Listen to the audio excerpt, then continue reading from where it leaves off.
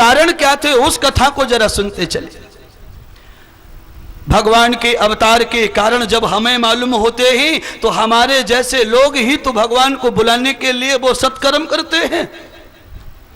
सूत जी ने सौनक जी को ये कहा, हे सौनक जी, ओंकारेश्वर भगवान का जब अवतार हुआ उस अवतार में मान सम्मान की बात लेकर के नारद और विंध्याचल पर्वत में कुछ तूतू हो गए थे।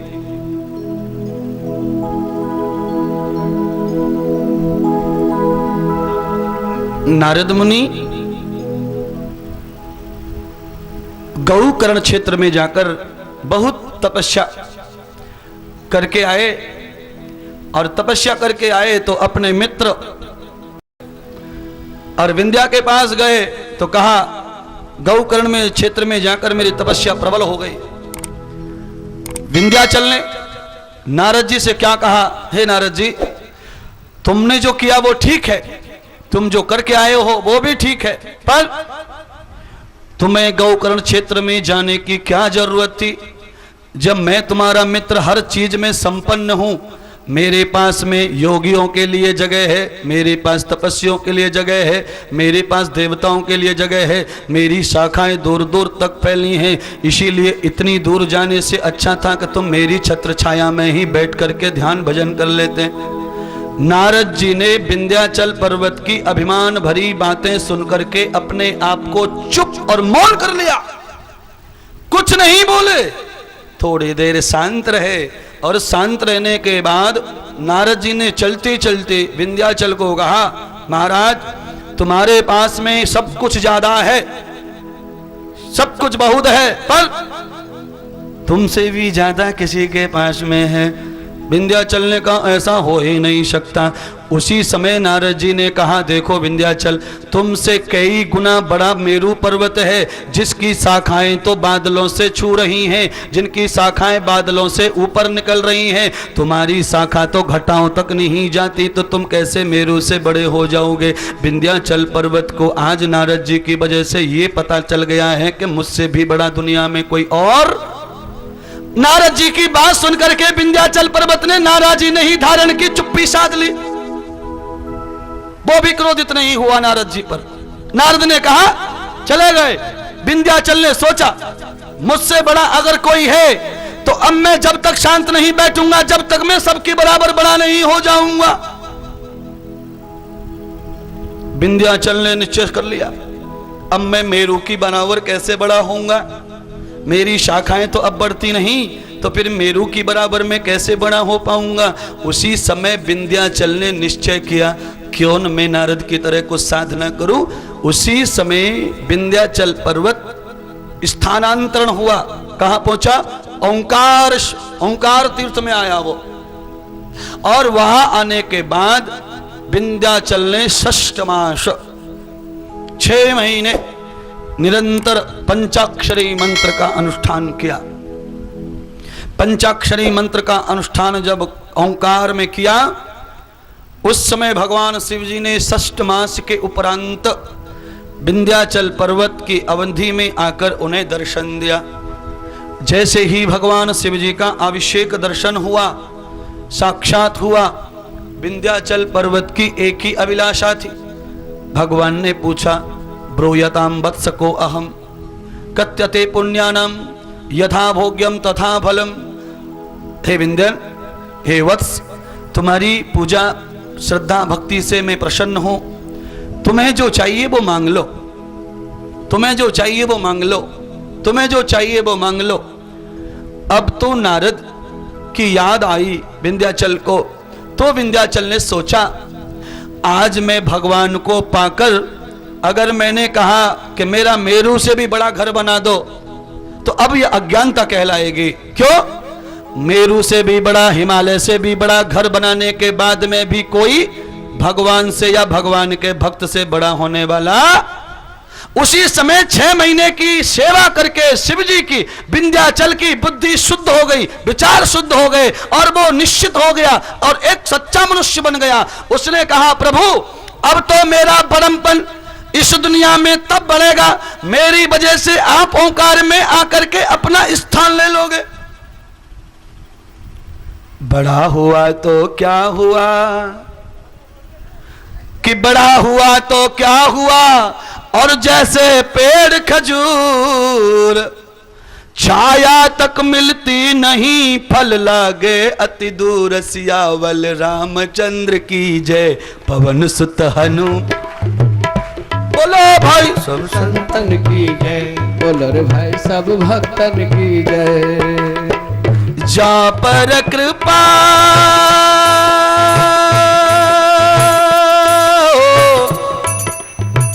जा पर कृपा राम की होई, ता पर कृपा करत सब कोई। जा पर कृपा राम की होई, जा पर कृपा राम की होई, ता पर कृपा करत सब कोई, ता पर कृपा करत सब कोई। प्रेम वियोग राम अति धामा, संग भक्ति करुणा करी रामा। जय भगवंत प्रेम अतुभाई, प्रेम सुधारस करतल भाई। अनतिल बल शुभ प्रेम चढ़ावा, कर्मनिष्ठ भगवंत मिलावा। प्रेम पदार्थ करतलता के, बड़ो भाग्य निश्चय मन जाके। अतुलित बल सम प्रेम पखारा, राम कृपा बिन नहीं परवारा। कृपा राम सब देह करहु, राम बलय शुभ भद्र निवयहु। करत कृपा रघुनाथ जब, सुनहि जान की बात। अतुलित बल सम देह जब, चलो सिया के साथ। पवन सुत हनुमान की जय, बोलो भाई सब संतन की जय, बोलो रे भाई सब भक्तन की जय, बोलो रे भाई हनुमान जी की जय। जहाँ पे कृपा राम की होई, ता पे कृपा करे सब कोई। राम की दया हो जाए तो दुनिया में सब दया करे। राम की नजर हट जाए तो फिर मम्मी की नजर भी हट जाए छोरा पे से। राम नजर रखे तो माँ नजर रखे पालने पे, भूखो प्यासो। और भगवान की नजर हटी तो मम्मी को अब छोरा छोरी भूखे प्यासे ना दिखे। क्यों? तेरी कृपा के बिना, कि तेरी दया के बिना, हे प्रभु मंगल मूल, पत्ता तक हिलता नहीं, खिले न कोई फूल। एक पत्ता भगवान की इच्छा के बगैर गति नहीं करता, तो मां अपने बच्चे को प्यार कैसे कर सकती है? पहले वो फिर मां।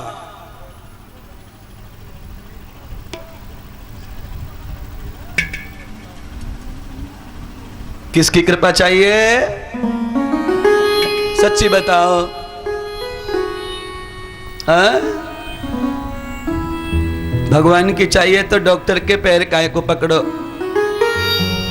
डॉक्टर साहब दरवाजा खोल दो। डॉक्टर ने कहा 2 बजे रात के सोने दे और तू भी नहीं, मर जाएगा छोरा। डॉक्टर ऐसे छोरों को बचा लेता तो कितने सारे डॉक्टरों के छोरे कितनी बार मर गए, हमने खुद देखा है। कितने डॉक्टरों के रोज मर रहे एक्सीडेंट में है।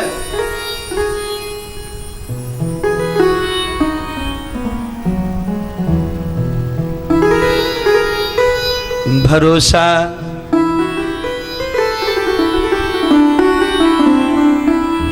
भरोसा कर तू ईश्वर पर, तुझे धोखा नहीं।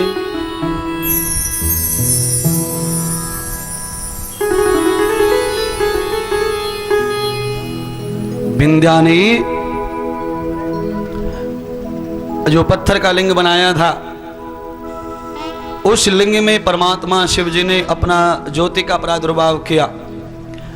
इसीलिए विंध्या की तपस्या से वो पत्थर ज्योतिर्लिंग हो गया।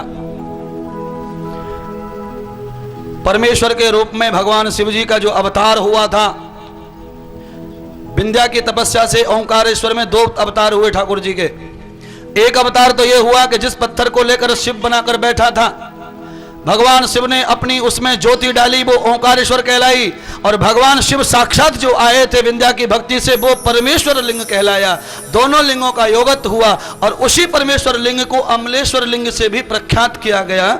ऐसी छोटी सी कथा ओंकारेश्वर भगवान के सिद्ध पुराण में आई। जब हम ओंकारेश्वर की कथा से प्रभावित हुए, नारद के साथ सभी देवता वहां पर प्रस्तुत हो गए। सारे देवताओं ने भगवान शिव जी के एक साथ में 2-2 रूपों का दर्शन किया।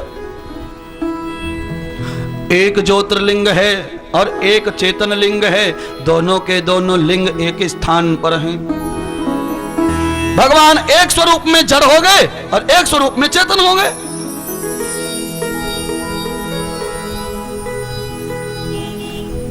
दोनों स्वरूपों में शिव जी का सिद्ध हो गया।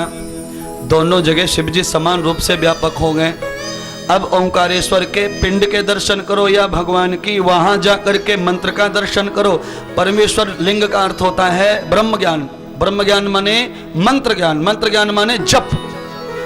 वहां जाने के बाद में नदी के किनारे बैठ के शिव जी का जाप करो तो वो परमेश्वर लिंग की पूजा हो रही है। और आप अगर वहां जाकर अभिषेक पदार्थ करते हो, सेवा पूजा करते हो, तो फिर वो ओंकारेश्वर लिंग पूजा। दोनों का समान फल है, दोनों की समान भक्ति, समान मुक्ति, समान अस्तित्व, समान शक्ति है। इसीलिए वहां जाने के बाद में अगर नर्मदा के जल से अभिषेक करने की भावना है, फिर भी वहां पर भगवान चेतन का मंत्र जरूर जाप करना चाहिए। क्योंकि नर्मदा के किनारे बैठ करके अगर कोई मंत्र जाप करता है तो शीघ्र अतिशीघ्र वो योगी बनता है और जल्दी से वो तपस्वी बनता है और उसकी कामनाएं सिद्ध होती हैं और वो त्यागी, बैरागी, वंद पूर्ण हो जाता है। जिस प्रकार से विंध्याचल पर्वत बैरागी हो गया, अब उसे घर मकान नहीं चाहिए था, भगवान को पा लिया तो सबसे बड़प्पन में आया। ऐसा भाव जिनको करना है वो नर्मदा के किनारे बैठ के शिव जी की सेवा पूजा करो। खोली थी बता, बंद करने के लिए क्या खोलने के लिए? गुरुजी क्या करूं, दुकान खुली नहीं छोड़ सकता। मैं गारंटी लेता हूं खुली हुई दुकान में से कभी चोरी नहीं होती। जब भी दुकानों में चोरी हुई है, बंदों में हुई है। दुकान बंद करके सेठ जी घर पे और डकैत अंदर। सेठ जी रहो या मत रहो, दरवाजे खुले छोड़ दो, चोरी हो ना सके, गारंटी। चोपड़ा में कभी हुई कि नहीं किसी दुकान में चोरी? प्रैक्टिकल शुद्ध है अपना।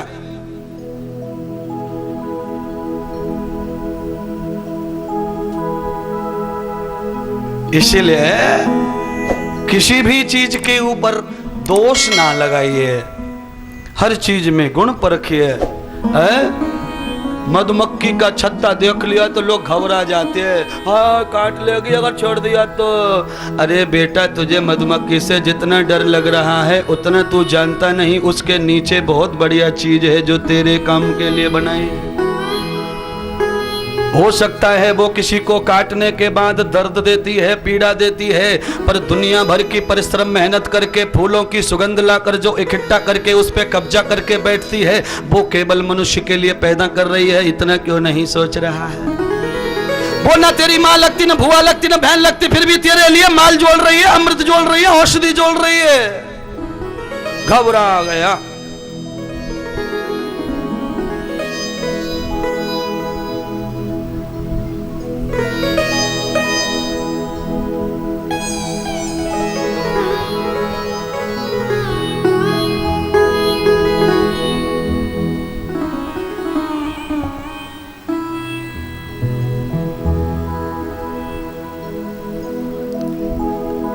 चलो पक्की सौगंध मत लो, कच्ची ले लो सौगंधे। आज के बाद हम किसी को दोस्त से नहीं देखेंगे, कच्ची सौगंध तो ले लो। अच्छा तो तुम्हारे दुश्मन की सौगंध खा के बोल दो, चलो आज के बाद हम किसी को दोस्त से नहीं देखेंगे। मधुमक्खी में दोष क्या है, वो काटती है यही ना, तो वो दोस्त तो तुम्हारे अंदर भी, तुम भी तो काटते। अच्छा तुम नहीं काटते क्या, बता चलो। अगर तुम नहीं काटोगे तो गाजर मुंह में नहीं जा सकती, मूली मुंह में नहीं जा सकती, रोटी मुंह में नहीं जा सकती। तुम नहीं काटते क्या?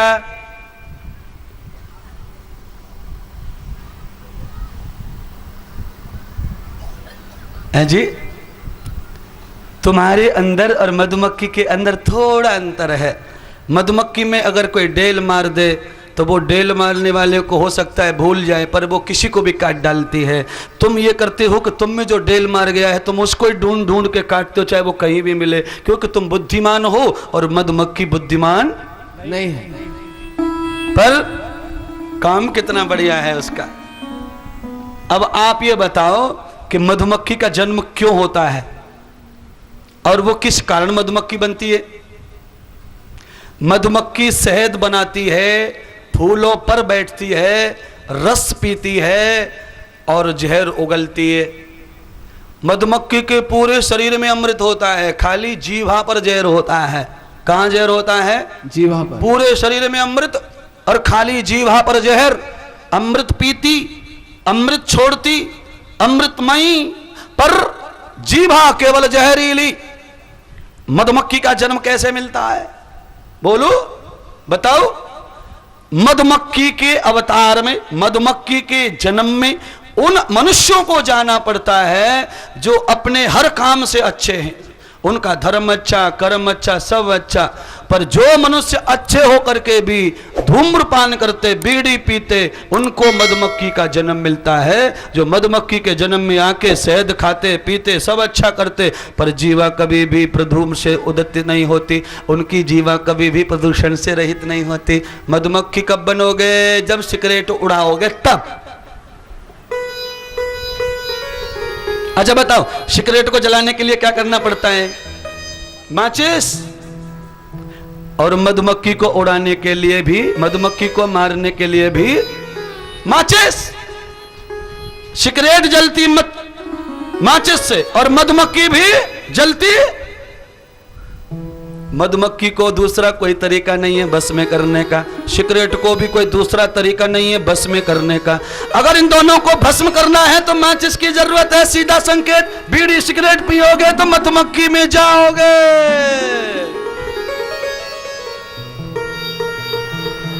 जी, जो गोरे वाले वो गोरी बनेंगे, काले वाले काली बनेंगे। दो प्रकार की रहती मक्खी। मनुष्य में से मधुमक्खी में गए, इसीलिए फल फूल खा रहे, रस पी रहे, शहद बना रहे, परोपकार कर रहे, पर जीभा पर थोड़ा सा असर है पिछले जन्मों का। हमारे पिछले जन्मों का थोड़ा थोड़ा असर हमारे इस जन्म में ही बना रहता है। आज आप कथा सुन रहे हो, ये भी तुम्हारे पिछले जन्मों का कोई अधूरा पुण्य रह गया है, उसकी वजह से आज ये पूरा हो जाएगा और तुम्हारा मजबूत जीवन हो जाएगा। सदा योगम शब्दानां तदो वेदम कथ्यताम् श्रुतिर दुर्लभम योग प्रारभ्यते नय्यते योग। 7 जन्म आज से पहले तुम्हारे हुए होंगे और तुमने श्रुतियों का अध्ययन, श्रुतियों का श्रवण किया होगा, तब जाकर के आज तुम्हें इस प्रकार से आजाद होकर श्रुतियों का शुद्ध और सरल ज्ञान मिल रहा है। आज से 7 जन्म पहले मनुष्य बनकर तुमने श्रुति पढ़ी, श्रुति सुनी, पर आनंद नहीं लिया उनका। आज उसका आनंद मिलता है।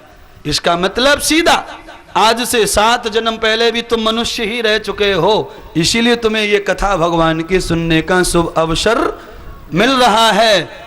एक जन्म से नहीं मिलता, 7 जन्म पहले से अच्छा करो तब कथा सुनते, और कथा सुनने के बाद आगे के 7 अच्छे हो जाते, और केवल 14 ही तो होते। कितने होते? धरती से 7 ऊपर और धरती से 7 नीचे हाँ, धरती से 7 नीचे, 3 लोक 14 भवन, 14 भवन होते, 7 पहले भोग के आए और 7 आगे भोगेंगे, उसके बाद में तुम्हें फिर पशु पक्षी जो बनना है बनो। 14 बार तो तुम्हें मनुष्य ही बनना पड़ेगा लगातार। अच्छा करोगे तो जरा उन्नति होती जाएगी और बुरा करोगे तो फिर समझ गए। रोड पे प्लास्टिक में भी तो मनुष्य रहते, गाड़ी के नीचे लोहा पीटने वाले भी तो मनुष्य रहते। कौन रहते वो बताओ? वो भी मनुष्य रहते। और मरसरी में घूमने वाला भी तो मनुष्य आए है। ये मनुष्यों की क्वालिटी है। गिरते जाओगे तो प्लास्टिक के घर में रोड पे पैदा होना शुरू हो जाएगा और फिल्म समाप्त हो जाएगी। बोलो सतगुरुदेव भगवान की जय हो जाओ जी। प्लास्टिक के घर में पैदा होके एक बार देख लो, जन्म लेते से कटोरा हाथ में लेके दे दे अल्लाह के नाम पे।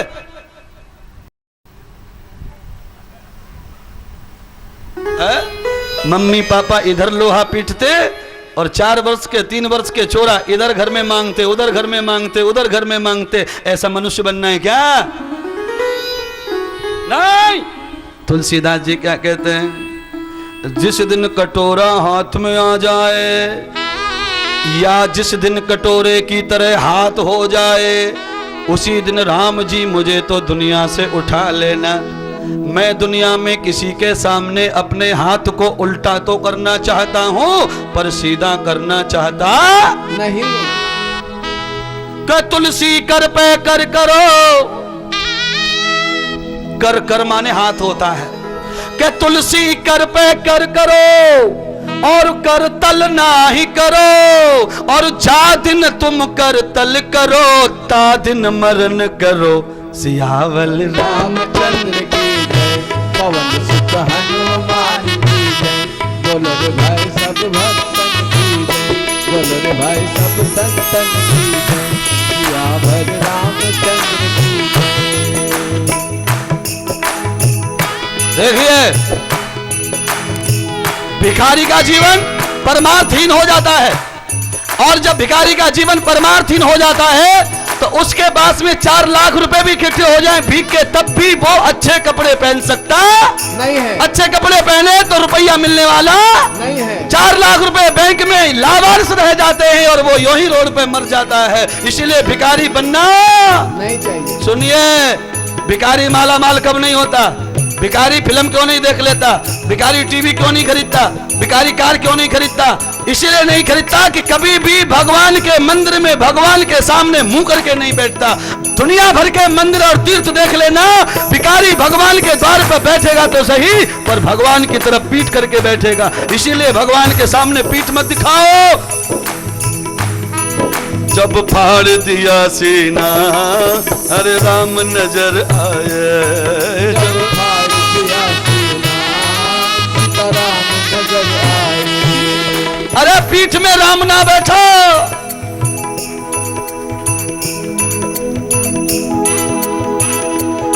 दिल के आईने में है तस्वीर यार की, दिल के आईने में है तस्वीर यार की। गर्दन झुकाई देख ली, भाई इधर है इधर।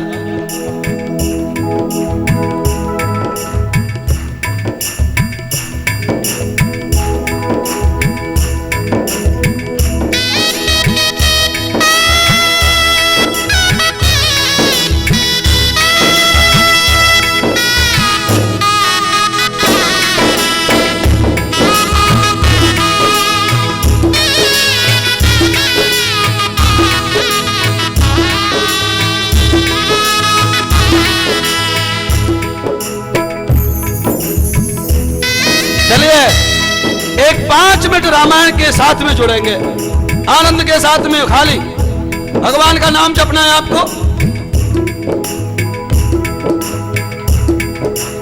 रघुपति राघव राजा राम, ईश्वरी अल्लाह तेरो नाम, सबको सन्मति दे भगवान। क्षिपि जल पावक गगन समीरा, पंच तत्व मिल बनत शरीरा। राम सिया राम जय जय ओ राम सिया राम जय जय राम। बड़े भाग्य मानुष तन पावा सुर दुर्लभ सब ग्रंथन गावा।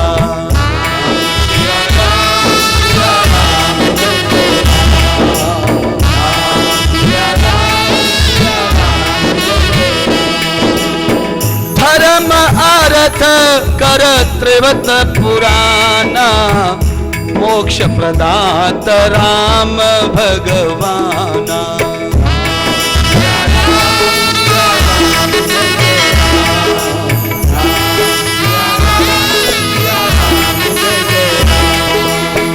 हरि व्यापक सर्वत्र समाना प्रेम हूँ प्रगटत यही मैं जाना।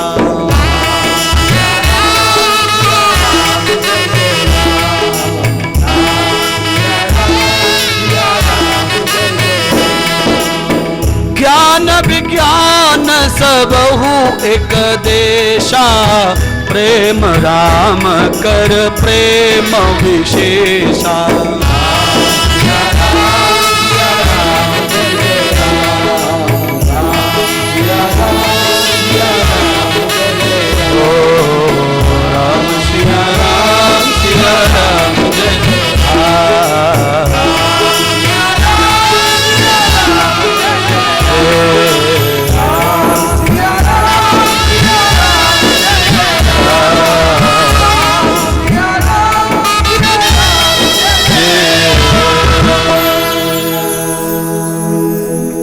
बोलिए बद्रीनाथ भगवान की जय हो।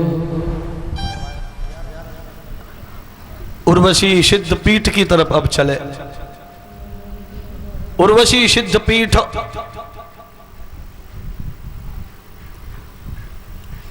बद्रीनाथ भगवान को प्रकट करने में सबसे ज्यादा भगवान विष्णु का हाथ है। भगवान विष्णु ने जिस समय नर नारायण अवतार लिया, भगवान एक पेट में से जुड़वे बच्चे की तरह पैदा हुए, एक नाम नर, दूसरा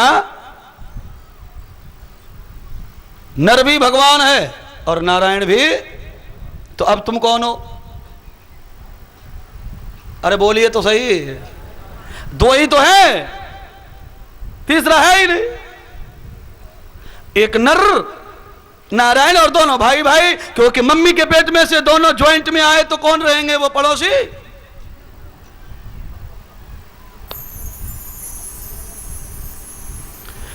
नर नारायण भगवान का अवतार हुआ। जैसे ही उनका अवतार हुआ, और जिनका अवतार होता है वो जरा व्याधि से मुक्त होते हैं, उनको जरा व्याधि व्यापक नहीं होती। जरा व्याधि से मुक्त नर नारायण अपने जीवन का हकीकत दर्शन करने के लिए उर्वशी पीठ, हिमालय की कंदरा, जहां तुम सब जाते हो,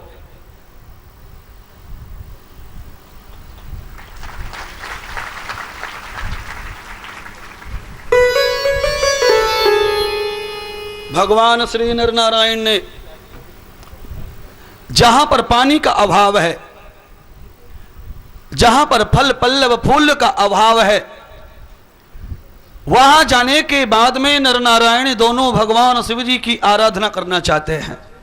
देखिए, इसीलिए मैं बार बार कहता हूं कि दो प्रकार की पूजा होती है, एक मानसिक और एक पदार्थिक वास्तविक। जिस पूजा में ब्राह्मण को पुरोहित को बुलाया जाता है वो पूजा मानसिक नहीं हो सकती है, वहां पदार्थ चाहिए, वस्तु चाहिए, संयम चाहिए, सदाचार चाहिए, मुहूर्त चाहिए, नियम चाहिए। जहां ब्राह्मण की जरूरत नहीं है, जहां तुम केवल हो, अकेले हो और भगवान को पाना चाहते हो, भगवान को सौंपना चाहते हो, तो फिर वस्तु पदार्थ को भूल जाओ, क्योंकि अकेले में जो भक्ति होती है वो वस्तु पदार्थ से होने वाली नहीं है। पूजा और सेवा, ये दोनों में बहुत अंतर है। शास्त्र कहता है पूजा जो होती है वो बिना मुहूर्त के नहीं हो सकती। शोधन, बोधन, यापन, यजमान बैठे, ब्राह्मण बैठे, दोनों ही समझ लो इस बात को। अगर साकार पूजा करनी है तो उसमें 4 लगते हैं, एक ब्रह्मा, यजमान, अध्वर्यु, उद्गाता, होता, अब 5 हो गए ये। 4 मैंने क्यों कहे? क्योंकि एक जो रहता है वो आपातकालीन होता है, आरक्षित होता है। यजमान को कुछ हुआ तो वो बिठाया जाएगा, पंडित जी को कुछ हुआ तो वो बिठाया जाएगा, ब्रह्मा नहीं तो वो बिठाया जाएगा, अगर मंत्र बोलने वाले को कुछ हो गया तो वो बिठाया जाएगा। इसलिए यज्ञ की 4 दिशाएं होती हैं तो वहां पर 4 प्रकार के गार्ड बिठाए जाते हैं, तब पूजा होती है। 5वां आरक्षित है, आपातकालीन। यजमान अचानक अटैक से मर गया तो पूजा बंद नहीं करनी चाहिए। आरक्षित 5वां जो ब्राह्मण है उसे उठा के यजमान बना और पूजा को, सामग्री बटोरने वाला, सामग्री लाने वाला अध्वर्यु, अगर वो मर जाए तो फिर 5वें को उधर लगाओ। कहने का मतलब पूजा में अखंडता चाहिए, पूजा अखंडित होनी। पूजा का मतलब पूजा में संयम लगता है, पदार्थ लगते, पवित्रता लगती। शोधन, बोधन, यापन। शोधन का अर्थ होता है शुद्धि। सबसे पहले आकर्षक शुद्धि बनाओ पूजा में। तुम्हारा देवालय और तुम दोनों बहुत शुद्ध लगने चाहिए, पवित्र दिखने चाहिए। जब तुम पूजा करने जाओ तो ऐसा लगना चाहिए कि कोई उर्वशी आ रही है। जब तुम पूजा करने जाओ तो ऐसा लगना चाहिए कि कोई इंद्र आ रहा है। इस प्रकार से अपने आप को शुद्ध रखिए, पवित्र रखिए, और वैसा ही तुम्हारा देवालय। शोधन और फिर बोधन। पूजा में गलत मंत्र बोला गया, विसर्ग नहीं, हलंत नहीं, मात्रा कुछ गड़बड़ हो गई, पानी की जगह मंत्र में कोई दूसरा घुसेड़ दिया, गई पूजा तेल लेने।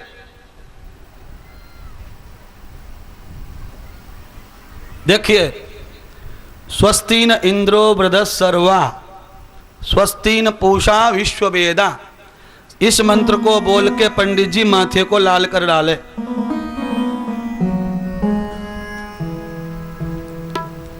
मैंने ऐसे ही एक सम्मेलन हो रहा था विद्वानों का, बहुत सारे पुरोहित पंडित वहां थे, मैं भी वहां पहुंच गया।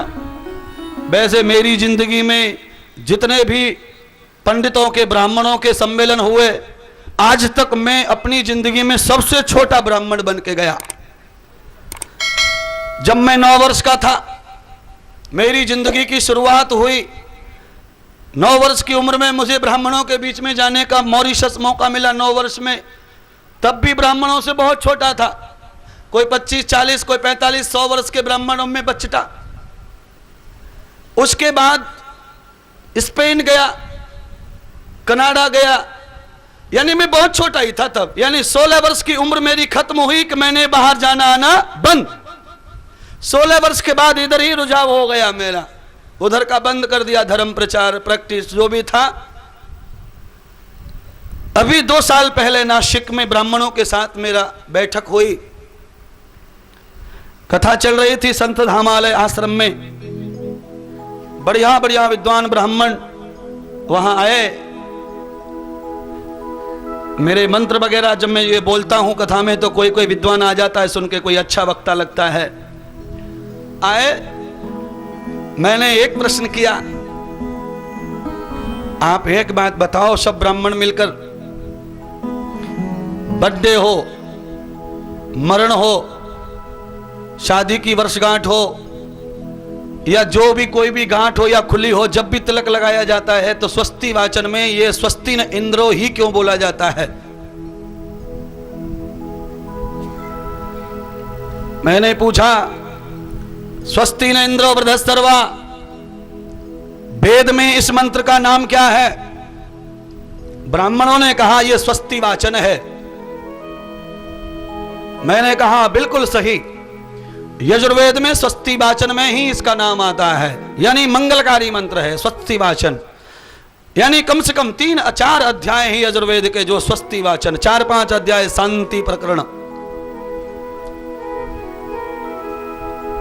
हमने कहा अगर ये स्वस्ति वाचन में है तो स्वस्ति वाचन में तो सैकड़ों मंत्र आते हैं, तो फिर दूसरा मंत्र बोल करके तिलक क्यों नहीं? तिलक लगाने के लिए यही मंत्र चुना क्यों गया? और बाकी जो मंत्र हैं वो कोई झूठे हैं कि छोटे हैं कि असत्य है, बाकी दूसरे मंत्रों से क्यों नहीं? ब्राह्मणों ने सबने अपना अपना कहा, जैसा कहना था कह दिया। ब्राह्मणों ने अंत में एक ही बात कही, हमने रुद्री नहीं बनाई है, हमने पुस्तक नहीं बनाई है, हमने तो खाली पुस्तक पढ़ी है और पढ़ने के बाद जो उसमें लिखा है वो हम कर दे। खेल खत्म और पैसा गम। खेल खत्म हो गया। बड़े बड़े ब्राह्मणों ने जब धो पहुंच के मुझे बाजू में कर दिया, भाई हमने थोड़ी किताब लिखी है, किताब लिखने वालों से जाके पूछो तो अब मैं क्या बोलूं उनसे?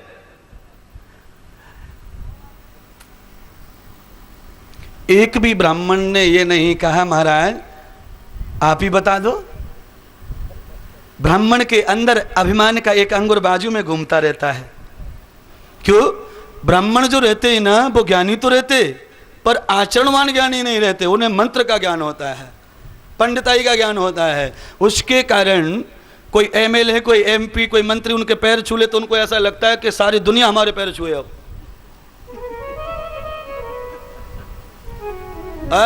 सुनिए, अगर वो नासिक के ब्राह्मण मुझे वहां पूछ लेते महाराज इस मंत्र की क्या खूबी आप ही बता दो, अगर वो खूबी वो मुझे पूछकर सीख लेते तो उस दिन के बाद दुनिया में कहीं भी कोई प्रश्न किया जाता तो खड़े होकर के नंबर 1 कहलाते और उत्तर दे करके ब्राह्मण तुम्हें जीत प्राप्त कर लेते। पर नहीं, कल कहा था कि जीवन भर विद्यार्थी बनके जो रहेगा वही धनवान बनेगा, बुद्धिमान बनेगा और वही उम्रवान बनेगा।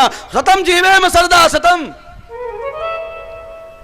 प्रभाम सरदा शतम शृणुयाम सरदा। ये मैं नहीं कह रहा, कैलाश जी, ये कौन कह रहा? शतम जीवेम शरदा शतम शृणुयाम शरदा शतम प्रभाम शरदा। ये नारायण शिव कह रहा है। मैंने तुझे जन्म दिया है 100 वर्ष पहले, 100 वर्ष पहले तू बोलना बंद नहीं करेगा, 100 वर्ष तक तू सुनना बंद नहीं करेगा। शृणुयाम देवा शतम पश्येम शरदा। 100 वर्ष से पहले तेरी आंखों में रोशनी भी कम नहीं होगी। मैंने तुझे ऐसा बनाया है। फिर भी ये क्या हो रहा बाबा? समय से पहले अंधे, समय से पहले गूंगे, समय से पहले बहरे। कारण 22 साल तक पढ़ाई करते, उसके बाद में पढ़ने की कोशिश ही ना करते। 22 साल पढ़ाई करेंगे, हो गए हम स्टूडेंट, हो गए इंजीनियर, हो गए संत, हो गए भगवंत, हो गए ज्ञानी, हो गए वैज्ञानी। अरे 22 साल के बाद में बेटा 100 साल तक जीना है तो 78 वर्षों का क्या करेगा? 22 साल में जब तू नौकरी लायक ज्ञानी हो गया तो 78 वर्ष और पढ़ेगा तो तू कहाँ कहाँ पहुँच सकता है। 22 साल में पढ़ के गाँव के स्कूल में पूना चला गया, बम्बई चला गया, गोवा चला गया, अमेरिका चला गया। इतनी लंबी दूरियां कर रहा है 22 साल में। और 78 वर्ष और कोर्स कर लेता तो तेरा उद्धार हो जाता। आकाश कुछ दूर थोड़ी है। पर ना करेगा, ये ऐसा काम ना करेगा। एक बार डिग्री का पन्ना हाथ में लग गया कि हो गया डॉक्टर।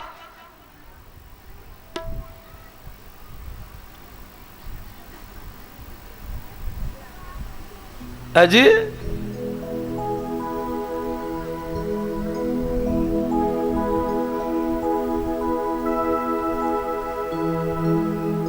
बोलिए।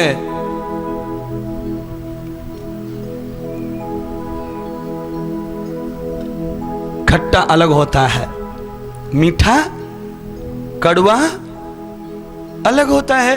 अब समझ ले, खट्टे के गुण धर्म अलग और मीठे के गुण धर्म। इसीलिए जब आदमी मरता है उस समय अलग होना चाहिए, और जब जन्म लेता है तब, विवाह होता है तब, जो भी हो, कुछ भी हो। पर हमारे समाज में आदमी को लकीर पे चलने की आदत हो गई है, चींटी की तरह। एक चींटी ने रास्ता बना दिया तो सब दुनिया की चींटी उसी रोड पे चल रही है, सब।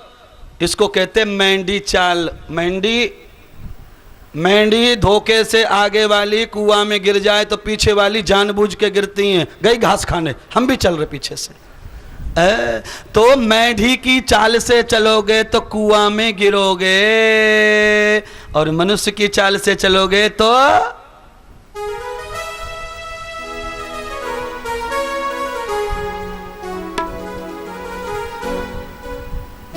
बद्रीनाथ भगवान की कथा में एक बहुत बढ़िया बात है, वो बताना चाहता हूं। नर नारायण भगवान ने पत्थरों में बैठ करके शिव जी का अनुष्ठान शुरू कर दिया। नर नारायण भगवान पत्थरों में बैठे, बिल्व पत्र चढ़ाना चाहिए, रुद्राक्ष चढ़ाने चाहिए, दूध घी सब चढ़ाना चाहिए, पर आपातकालीन आपत्ति है, वह कुछ है ही नहीं, और पूजा तो करनी है, नियम तो तोड़ना नहीं है। तो नर नारायण भगवान ने क्या किया, इधर से छोटे छोटे कंकड़ उठाए और मन में समझ लिया यही रुद्राक्ष है, कंकड़ चढ़ाने लगे। थोड़े बड़े उठाए, समझ लिया यही बिल्व पत्र है, पूजा चालू हो गई। कंकड़ पत्थर चढ़ा करके भगवान शिव जी का अभिषेक शुरू हो गया। अच्छा बताओ, नर नारायण भगवान ने कंकड़ पत्थर चढ़ाए और तुम क्या चढ़ाते? चलो बताओ, तुम क्या चढ़ाते भैया बताओ?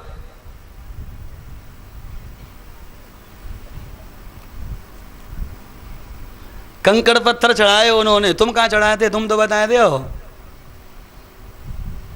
अच्छा अच्छा चलो ठीक है, तुमने जाकर के सोने का मुकुट चढ़ा दिया। अब वो सोना क्या है? सोना क्या है? सोना कहां से? बादल पानी में बरसा गया है?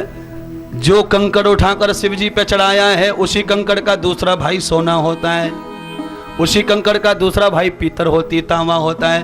वो भी तो मिट्टी है, क्योंकि वो भी मिट्टी में से ही बनता है। सोना भी मिट्टी होती है, पर वो थोड़ी महंगी वाली है, समझ लिया? मुर्रुम वाली खेती का 1 लाख रुपए और काली मिट्टी का 3 लाख रुपए। अब आप कहेंगे खेती के वाले में गए, थोड़ा सा 1 महीने आश्रम के लिए जगह देखी ना, तब ज्ञान हो गया है।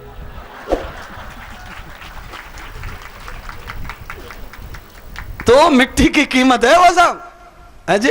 कोई सोना चढ़ा रहा है तो वो थोड़ा अच्छा वाला पत्थर चढ़ा रहा है, और कोई ऐसे उठा के चढ़ाता है तो उसकी कीमत कम है, पर आहुति पूरी लग रही है। आहुति में कोई कमी, नियम पूरा हो रहा है, भावना पूरी है।